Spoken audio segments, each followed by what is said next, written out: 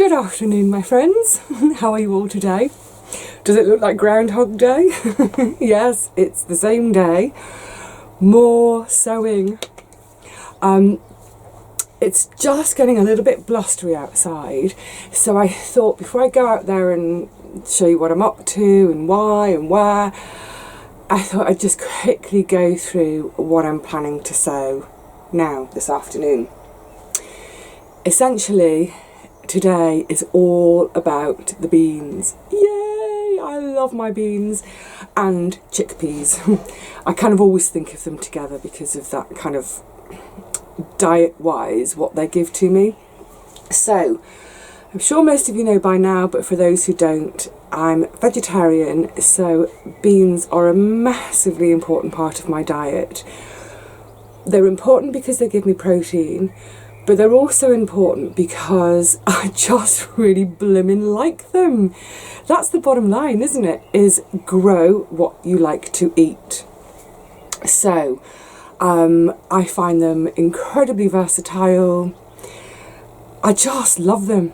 Just love them. And despite the title of this video, I don't find that I get any complications in the wind department, shall we say. So I was just reaching for my water, which already needs refilling because it is a very warm day. So, a couple of things about planting beans. It's a little bit flexible every year. It's based on the weather. So beans really hate to go into cold, wet soil.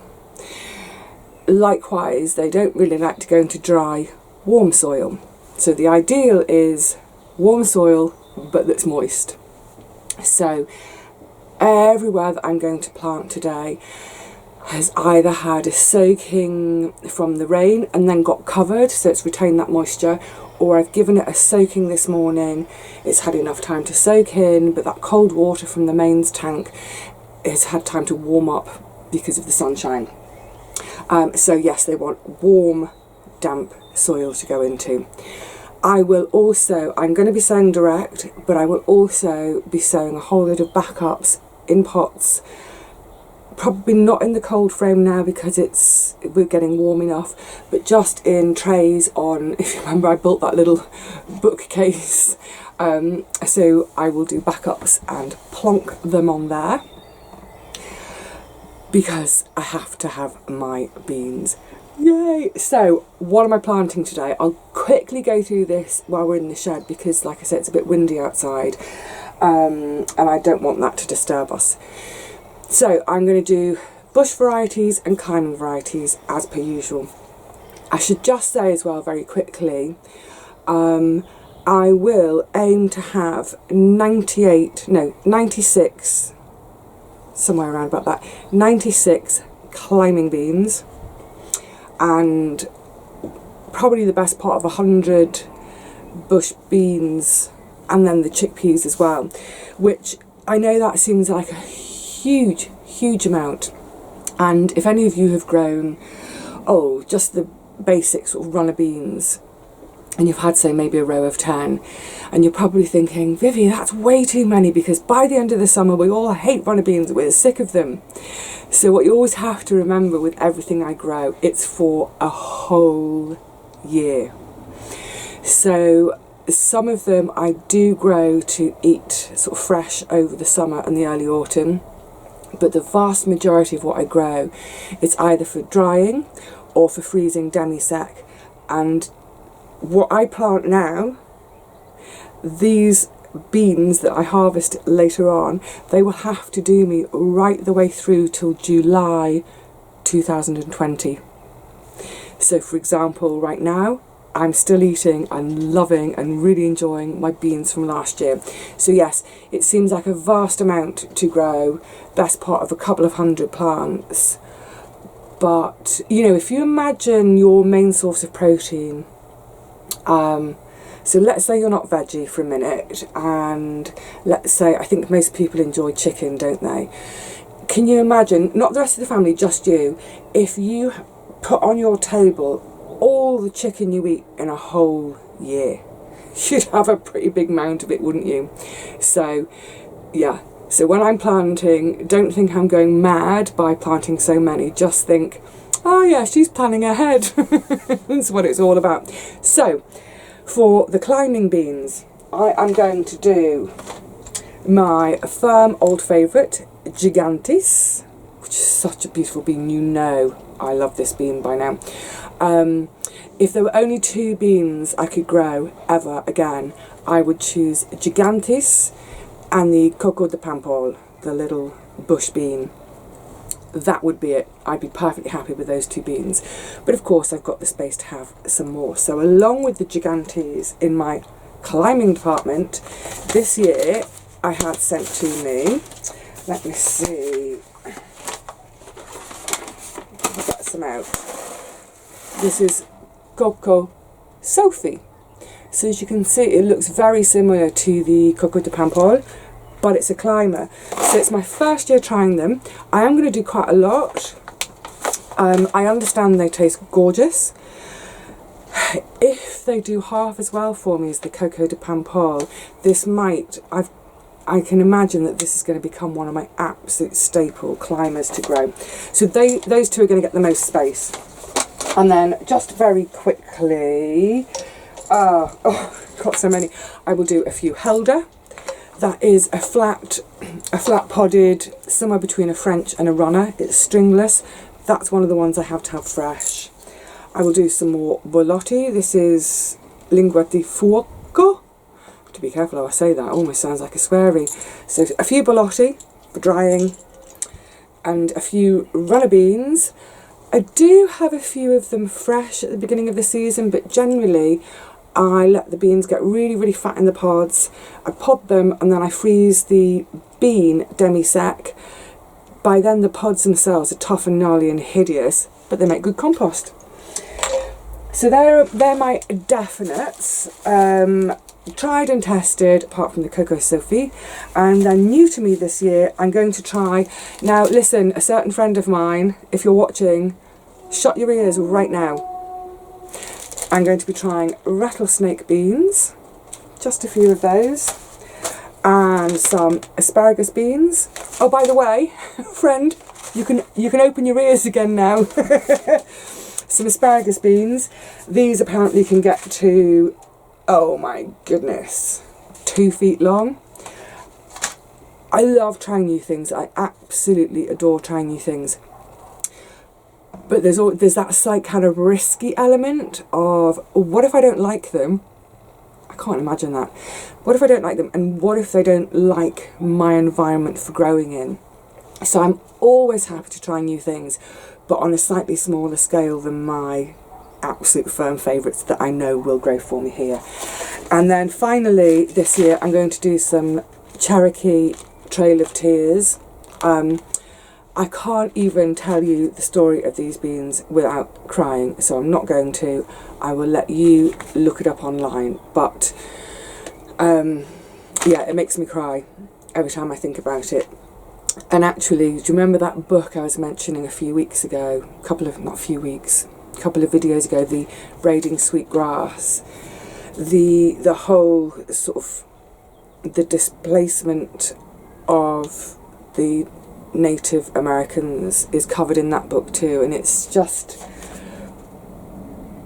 I don't want to go into politics, it's an incredibly sad, horrible part of history, but in honour of those people I'm going to be growing my Cherokee Trail of Tears. Okay, so that's the climbers. Essentially Gigantes and Coco Sophie. I keep wanting to say Coco de Sophie because it's Coco de Pampol. And then for my bush varieties, well, obviously it's not beans, but there's my chickpeas. So my germination was a bit rubbish last year. I think I started them when the ground was just a bit too cold for them. I think loads of them just rotted.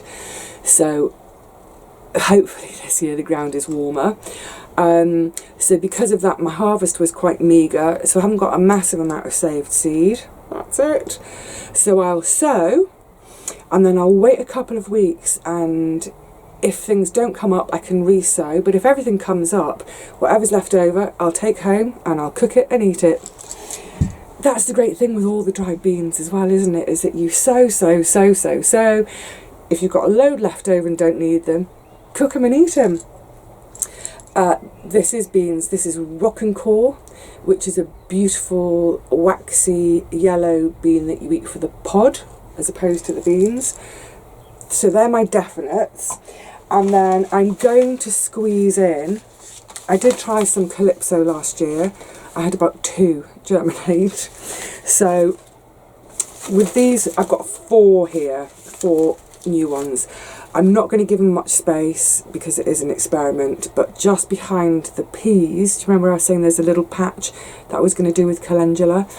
So instead I'm going to do a handful of Calypso, a handful of this one called Black Canterbury Dwarf, a handful of cowpeas, or what we might call black eyed peas, and then a handful of these, which are simply called drying beans.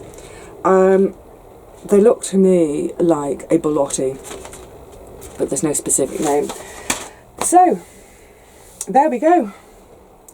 Let's get outside and do some sowing. This really is the perfect kind of day for sowing. Yes, we've got a little bit of wind, little breezes, but it's warm. The soil is beautifully warm. So I gave all these little sowing areas a good soaking about a couple of hours or so ago. I don't know if you can see from there, but the soil is beautiful at the moment. And if you remember, over the winter I had trenches at the ends of each of these beds, which I filled with all sorts of garden rubbish, weeds, cardboard, cabbage leaves, all sorts, grass clippings. Then I gave all of that a really good soak before I filled it back in.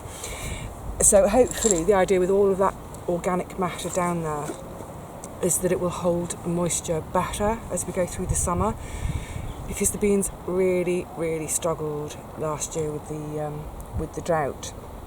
So the other thing this year is, once the beans are up and I can see where they are and that they are growing, I will get all these little pockets mulched too. So, starting with the Gigantes. Oh, don't throw them away, they're precious. One of the problems last year with excuse me, the entire bean harvest was they all just seemed to stand still for a couple of months, July and August, and didn't really get going until September. Because of that, obviously the pods were developing late, so there were quite a few beans which I would normally leave to dry on the frames, leave them to thoroughly dry, then harvest and store. But 2 things: 1, they were late developing, and 2, because we got into the autumn and we got into this sort of bad weather, we were getting really wet weather and they all got blown down, so I just had to pick and harvest. So it meant that for a lot of my beans, I didn't have the dried harvest that I normally have. The vast majority of them were frozen green. Because of that, seed quantities this year are, in some cases, really precious. The reason I'm telling you this is because normally I would plant 2 beans per pole. Eventually I'm going to have 2 plants per pole. 48 poles, 96 plants. So I'd normally plant 2 per pole plus 1 as a backup in the cold frame or on the deck. I don't have enough Gigantes to do that. So this year it's going to be 1 in the hole, 1 in the cold frame. So I'm just going to tuck them down, only a couple of inches or so. You know, they're quite a big bean, so they do need to go down there a little bit. Fingers crossed. Fingers firmly crossed. Oh, that's a bit of a lump there. The other thing to bear in mind, now I'm doing so much direct seeding, one would hope that in a week or so, here's hoping, things will start to come up, and of course they will be very attractive to slugs, snails, what have you. I haven't seen a huge amount of slug activity this year so far, but then I think that's because we've been quite dry, but also because there's not been much in the ground. I have been looking at other neighbours who bought sort of lettuce plug plants, and other people who've got some direct seeded lettuce underway already, and there have been a couple of nibbles but not much. However, like I said, once we're all sowing and once all the gardens have got things coming up, it's an invitation, isn't it? So it will be time to think about putting the slug traps out. About 2 years ago, is it 2 years ago or 3? I've lost track of time. When the beans were all in the top bed, I had an absolute disaster. Literally overnight, one night, my entire bean crop was taken out by slugs. It was beyond disappointing. It was gutting. And since then, when I've got the beans in, because like I was saying, they're so important to me as part of my diet, once they start to look like they're coming up, I will do a couple of very small sprinkles of the organic slug pellets here and there. They're just too important to me as a crop to risk losing to the slugs and snails. They're pretty much the only thing that I do protect in that way. Everything else, just the beer traps. Okay, so this is the Cocoa Sophie. I still keep wanting to say Cocoa de Sophie. So again, the soil's nice and warm and moist. In not quite so far down because they're only a little seed, about an inch or so. Pop them in. Probably because I've got so much to get on with today, I'm going to be here quite late. I will almost certainly, once this heat's gone out for the sun, I'll probably water everything again. So even though it had a really good damping this morning, so they're going into damp soil, I probably will give them another watering. Okay, so you don't need to see me doing the entire row of these, so I'll get on with these and then I'll see you in a minute over in the chickpea bed so we can have a little word about chickpeas and their requirements.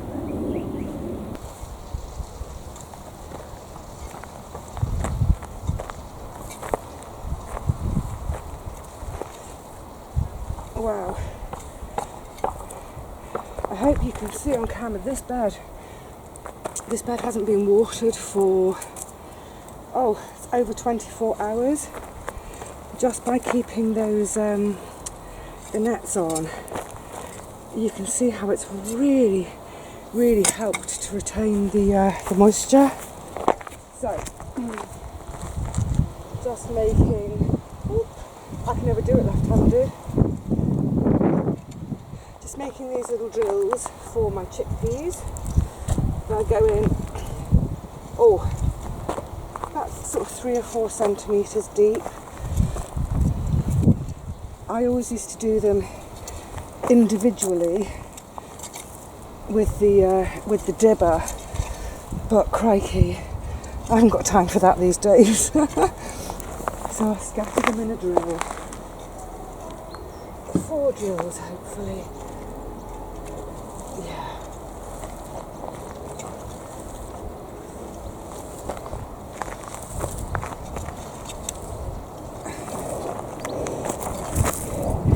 Quite lumpy bed still, but once they're in and growing, they won't mind. Right, let's have a chat about chickpeas. Gosh, such a bright warm day it's turned into. I was not expecting this. Beautiful. Okay, so my favourite little chickpeas. At the beginning of their life, they're a bit fussy. At the end of their life, when we're harvesting, they're a beggar. The middle bit, they're one of the easiest plants you could possibly grow. I love them for how they look as they're growing. They're so frondy and beautiful, incredibly delicate looking plants with the teeniest, tiniest little white flower, very similar to a pea flower. Obviously it's a very similar family, which the bees go bonkers for. So if for nothing else, grow it for the bees if you've got a spare patch of land. Why do I say they're tricky at the start and at the end? Okay, so I always direct sow my chickpeas. You'll never see me doing them in pots. They loathe their roots being disturbed. So once they're in, even things like weeding, you need to be so careful. And in fact, if there's a weed right next to where that little plant is coming up, I'll usually just leave it or snip it off or something. So yeah, sow them direct where you intend to grow them. They won't like being moved. I do my rows, they're about 15 centimetres apart, maybe 20 in places. You know, it's not rocket science, I just do it any old how. And then I'll plant them about every 10 centimetres or so. But if I drop an extra one in, I'm not going to be worried about it. Like I say, once they're actually doing their growing, you don't need to do anything with them apart from a bit of watering. They shouldn't need any support because they sort of get all meshed into each other. Harvesting is ridiculously fiddly. It's one of those jobs definitely to do either with a play on the radio to listen to or have some friends over and chat. I've actually podded my chickpeas in the pub before now. In the days when I used to go to the pub, take a big bag of chickpeas and pod them as I chat with my friends. Now the other thing that always concerns people about chickpeas, because I always mention it, is the rash they can cause. It's not a rash actually per se. Once they get to about the flowering stages, around about that time, the leaves can produce it's almost like a dew. And if you get that on your skin, in some people, especially anyone with a sensitive skin, it can cause a photosensitivity. So that then, say you've got a little, it brushes across your arm, where it's had that contact, that area of skin becomes highly sensitive to the sun and can burn. So even if you're not prone to being burnt by the sun, hopefully you all wear your cream anyway, but for folk who aren't prone to being by the sun, you can suddenly find that yes, that area can then burn in the sun. I would say therefore that if you want to grow chickpeas and you've got small kids, maybe put some sort of mesh around it so that if they're sort of crashing through the beds, they don't accidentally brush against it. And certainly if I am doing anything with them throughout the summer, whether it is a bit of weeding or some mulching or whatever, I always do it with a long sleeve top on and gloves and long trousers. So there we go, that's your quick little lesson in chickpeas. So without further ado, I'd better get a sowing because it's getting warmer and warmer. I've just exposed all this soil, which is beautifully moist, so I want to get them in, give them water, get them covered again.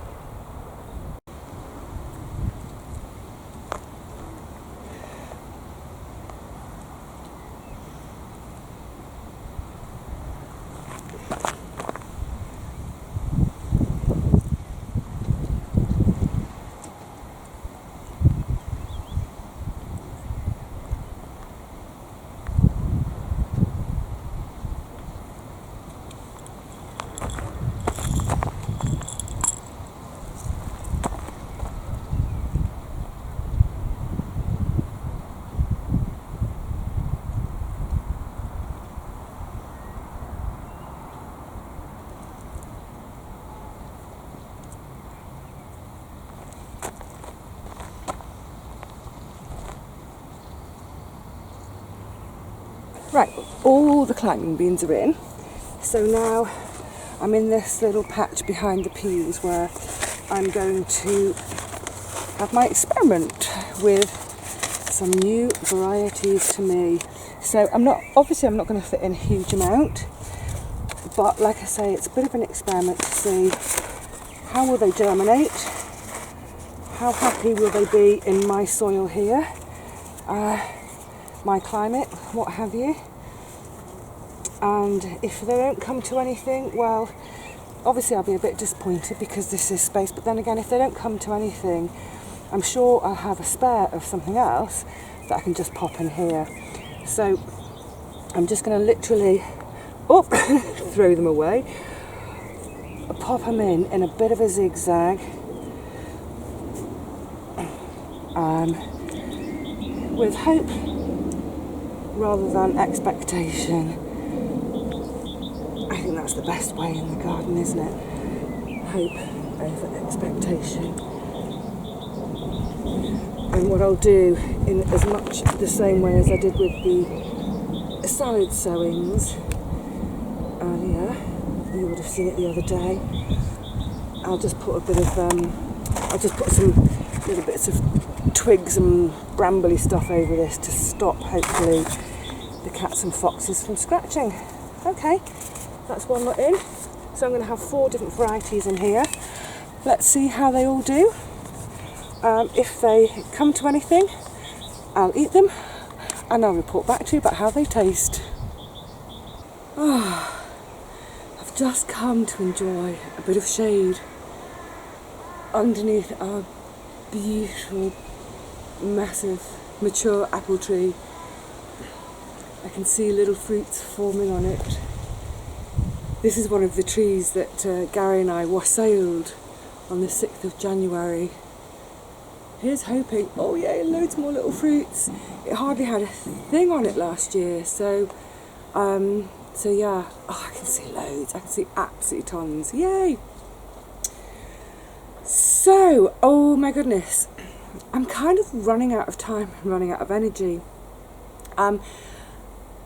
There's still so much more to do by way of sowing. In terms of direct sowing, I think that's pretty much it for today. That's good. But now, so I'm going to leave this. I'm going to come back another day because one of the things at the moment is you get towards the end of the session in the garden and you need to remember to give yourself time to water everything afterwards, and me. And of course now the more and more that we're putting into the soil, the more watering time that is. I was just saying to one of my neighbours, it almost feels like for every seed I put in the ground, I can add another 1 minute to my watering time each evening. So yeah, that's pretty much enough for today. I've got a few little tinkering jobs to do and all the watering, really important. So when I next see you, which will be very soon I hope, I'm going to talk a little bit about the achocha, loofah and the various squash plants. I'm going to be doing some more seeding, and I'm going to have everything out of the cold frame. Just remember all my brassicas, herbs, flowers, etc. and do some pricking out, but also, fingers crossed, show you some more signs of life. Yay! I hope so. So yes, that will be for tomorrow. For now, for today, I'm just going to enjoy this beautiful, beautiful spot in our communal orchard. Enjoy the shade, enjoy the breeze, and up through between the leaves, all I can see is the most perfectly blue of blue skies. Isn't it good to be alive? Isn't it good to have a garden? Isn't it good to put seeds into soil? Oh, this is the happy time. Okay, lovely people, I will see you all again really soon, but for now, take care of yourselves please, and cheerio.